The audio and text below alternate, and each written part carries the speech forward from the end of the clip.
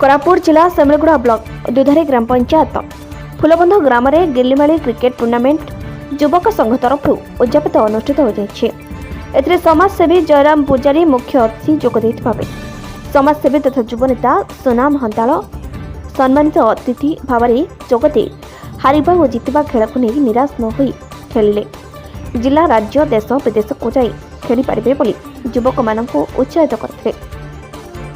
उक्त टूर्नामेंट रे 16 team जोगदे final को जाइथिले। बारी और गिचा मंचारी एवं शेष राउंड रे बारीग्राम विजय हासिल करथिला।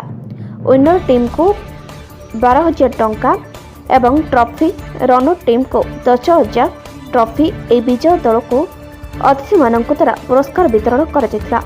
दुर्गम अंचल टूर्नामेंट स्थानीय सरपंच माधव नंदवाली, शिक्षक सना जानी, अनिल सिरका प्रमुख जोग देते। उक्त टूर्नामेंट को गिर्लीमाली फूलबंध युवक संघर अजय जानी, कृपा जानी, डंबू अंताल, मोहन साउंता, आनंद जानी, सोनिया देसारी, निरंजन देसारी और ग्रामवासी प्रमुख आयोजन करते। सेमलगुड़ा गोपीजन रिपोर्ट, रिपब्लिक ओडिशा।